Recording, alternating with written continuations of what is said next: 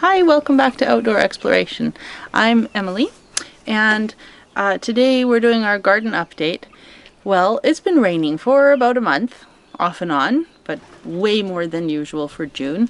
And we're getting to the end of June now. We've just passed solstice and projected to keep on raining every day or two, and for the next week or so at least, and who knows what happens after that. But it sounds like rain should be a gardener's dream, except when you're getting this much and it's this warm. I mean, it's temperate still. It's like 15 to 22 Celsius.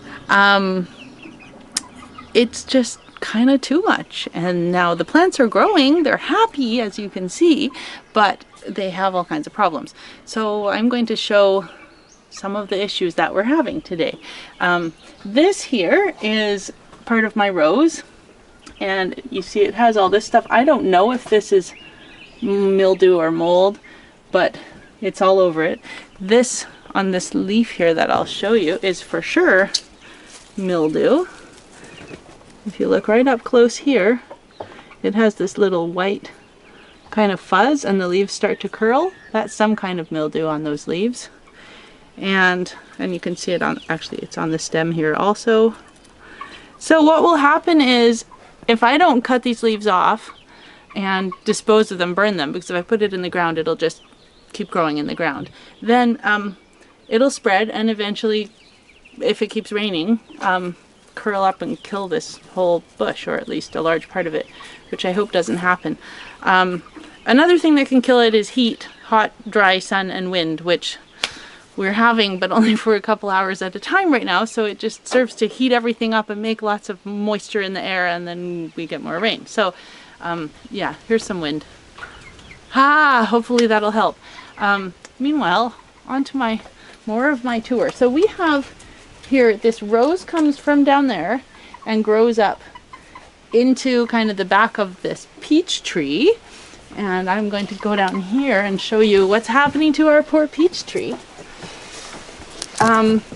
Which hangs out beside the porch here, and as you can see, the leaves are curling. The peaches, which have set, I mean, it was such a great year for flowers this year. We have masses of peaches. We would have had to thin them out a lot, but if you look at them, I can pick them because these won't ripen. They are on the top side. They've been wet and they have some kind of a scab or mold of some type growing in there. Some kind of fungus. Who knows what it is? And what will happen, because I've seen this in previous years, is that basically where that's growing, the peach won't grow anymore. So this side might try and grow around it, but it'll be puckered in on top and not good. It may not ripen. It may just rot and fall off. Rotting is another thing that's happening with a lot of the berries that we have around. They're just wet so much of the time that they can't rot. They can't, or they ripen, but then they get full of water and they rot. And what was I going to say? Oh yeah, the flowering berries, they are, or fruits, all kinds of fruits that are flowering right now, they are getting pollinated to some degree, but probably less than they would if the bees were able to get out more, meaning if it wasn't pouring rain so much. So, further with the tour, beyond the rotten peaches, you can see our arbutus tree. And this, I just found a branch of the arbutus that has fallen into the peach tree here. It's also kind of curves back and up above the peaches there. This branch, it's all wilted, but a lot of the leaves on the arbutus are turning black. Now, sometimes I look out there and I can't actually reach the leaves that are up in that tree, but I think that it's the arbutus blight. You know, we have this blight going around the west coast here of arbutus trees, and I don't actually know what that looks like up close, but if I look at this up close, it is covered in what looks like a fungus. So whether or not this has blight in addition, or whether this is blight, I don't know, but yeah, some kind of fungus is in there too. Guess where else I found fungus? Come with me. It's everywhere. So many different types. There are thousands of types of fungus. This, as I've shown in previous videos, is the bed for peppers and a couple tomatoes and melons that my kids have made and planted, and it is full of this tiny little brown fungus. And I also just this morning discovered this little white fungus growing here in the corner. I'm not sure that you can see that, but all through here, it may just look like dirt to you, but if you look really, really closely, there are these little tiny brown fungi sticking up, some kind of little mushrooms, lots of them. So I figured, let's take all these tiny fungus in and look at them in the microscope. Because you know, we have a microscope, let's use it. So this is our lovely dissecting microscope. It lights from beneath and from above, and from both, but we're going to do from above. Let's see here. And we'll start with this arbutus mushroom, whatever it is. And I have it at 2 times multiplication here. Or whatever, I'm using the wrong word. Okay. Magnification, that's what I meant. Whoa. So this one looks like all kinds of little threads. I guess I would call them like black threads with white fluffy bits at the end. I guess long skinny mushrooms. And they almost look like they're covered in crystals, whether that's some kind of sugar or other crystal or it's actually part of the fungus. I don't know. They're pretty amazing. Okay, let's switch to the brown one, which, by the way, seems to be growing on manure that was in the... I have to lift this way up for this. Some of the manure that we put into the garden. Oh yeah, so they're little brown stems with little brown round mushroom caps. Basically your classic little mushrooms, except incredibly tiny. Cool.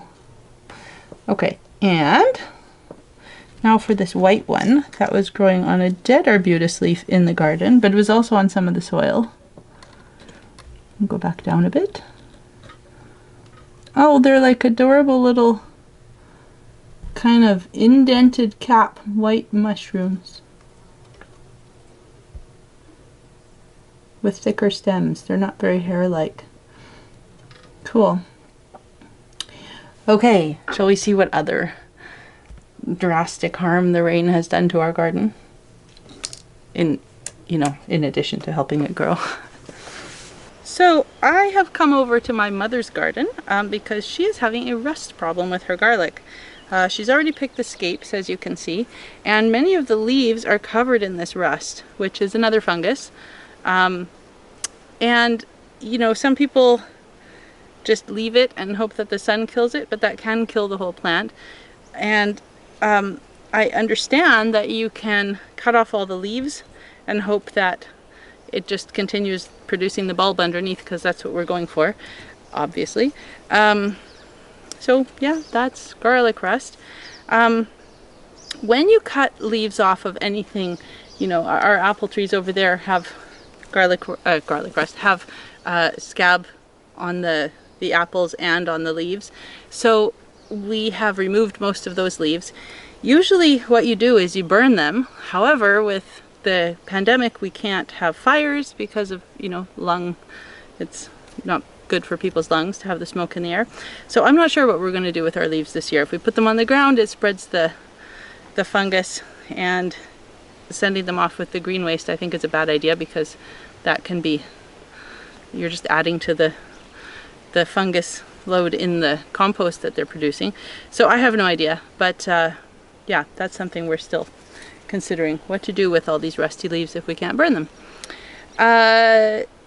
Some people are having insect problems. We're having loads of mosquitoes because they only need a teaspoon of water to breed in, and there are thousands and thousands of teaspoons of water everywhere here right now.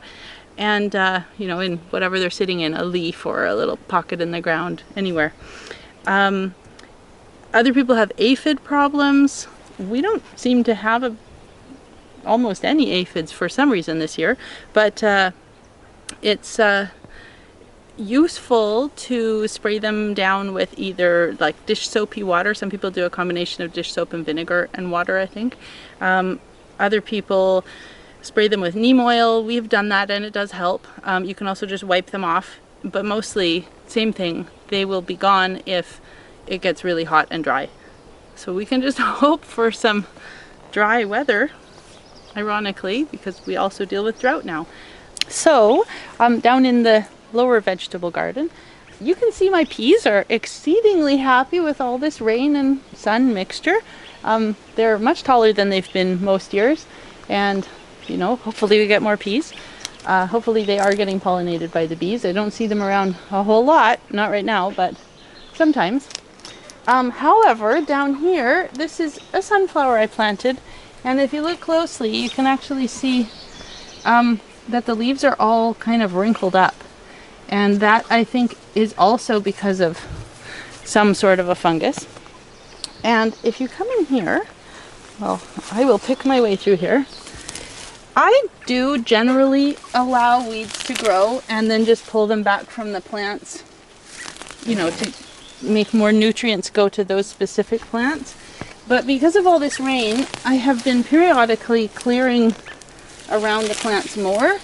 And this is broccoli. It should be okay. It doesn't appear to have a problem with rust very much yet, or any kind of fungus. A couple of them have a few little spots, but they're so tiny that I'm not concerned about those right now. Slugs is a huge problem because of the rain. There are more, obviously, and while people have millions of fabulous ways of getting rid of slugs, I have spent hundreds of dollars, many hundreds, trying out all kinds of different slug repellent and, you know, those little copper fences. And in order to save my special lilies, I even I dug little moats, filled them with plastic and then salt. And the slugs climbed over the salt. I mean, honestly, they just don't care. They will do anything to get what you have. So I now use Safer's slug killer, which is not everything safe, but by my research, it's one of the safest and most effective slug baits that there is. And basically it's chelated iron phosphate, I think. So it dries them out and kills them, which, yes, is cruel, but if you, like me, have literally hundreds of thousands of slugs in your garden, it may be the only way to grow a garden. So you don't have to watch me weed my whole garden, but I will pull out some of these on my way over to show you my cauliflower that is having some rust. Now this is the cauliflower we harvested earlier in the year, so you can see where it was cut off at the top there. And it's not a huge loss for it to die, but I've been trying to grow grow it perennially, because I have some that are 3 years old that are still producing heads every year. It's Galleon overwintering cauliflower. So I have a few new ones in here, young ones I've planted this year, and I'm trying to kind of create this mini cauliflower forest, and broccoli and chickweed and all kinds of great weeds. So yeah, that's what's going on here. We may lose some of these plants, but hopefully they'll be taken over by something else that grows here. Meanwhile, let's go give these to the chickens. You do have to be a little bit careful what weeds you give to the chickens, and I am paying attention because a couple of things I'm not sure they can eat, like these, and buttercups I know they shouldn't eat, but other things like chickweed, aptly named, and this nipplewort here.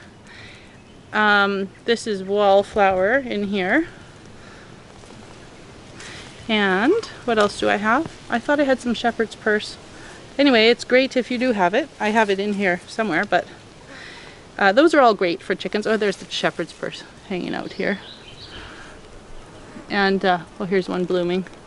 That's my weed bouquet. The chickens will love this. Treats, everybody! Come on, treats!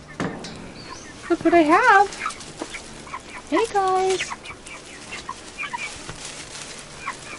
This is our rooster pen, sort of completed. I need to paint this roof and kind of spruce things up a bit, but it's workable anyway.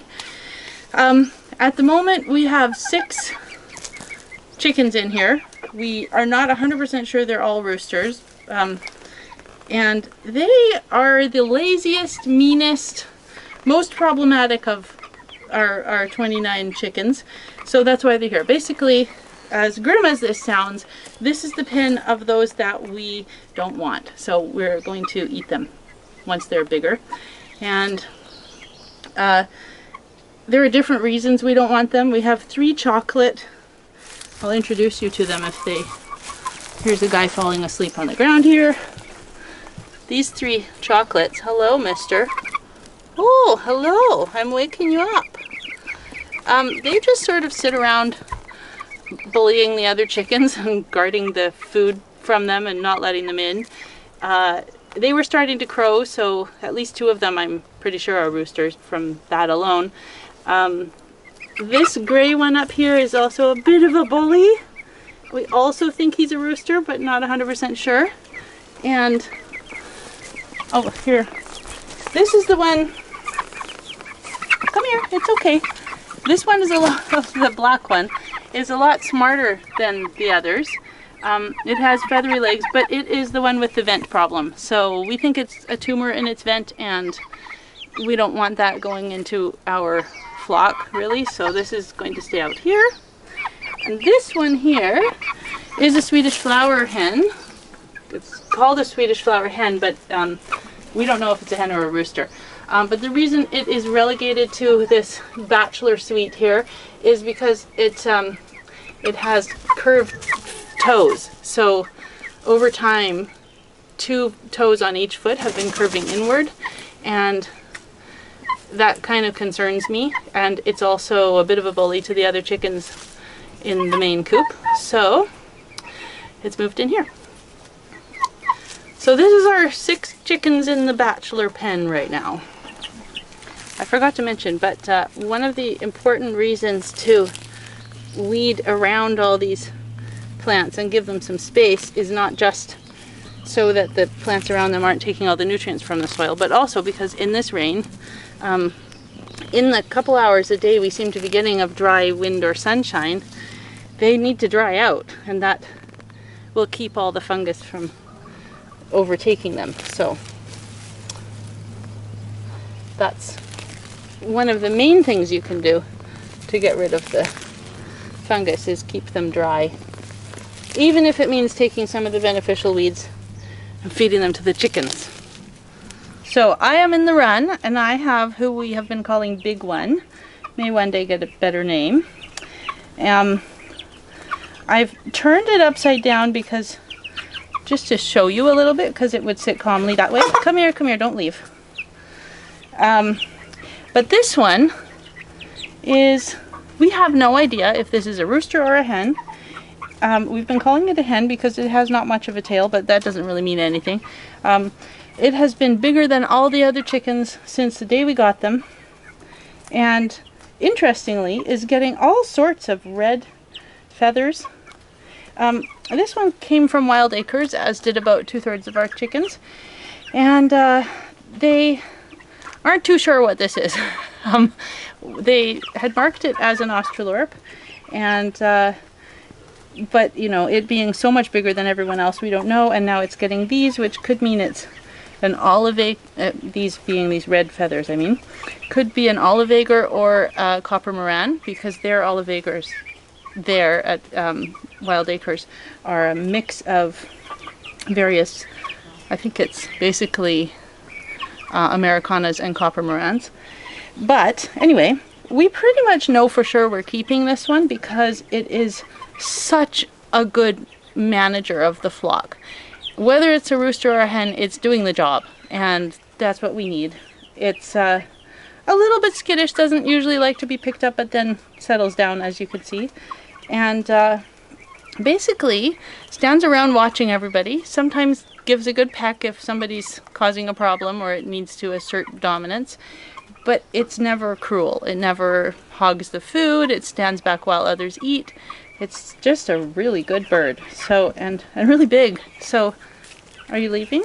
Or just you're having a problem standing there? Okay. So whatever it is, we're probably keeping this one. And just thought I'd introduce you. You can see when it gets down how much bigger it is than so many of the others. Yeah, so these are our chickens at about 1.5 months old. I guess actually they're almost 2 months old now. So if you look down there, you'll see the big one kind of off by itself, eating whatever comes to the side. It does eat enough. It takes food when it needs it, but it doesn't hog from others like some of those roosters that ended up in the rooster pen are doing. So I think those are awesome traits in a chicken. And you know, we have so many chickens. We don't know who we're going to end up keeping here, but that's one of them for sure. So that's it. See you next week, and happy gardening, happy exploring.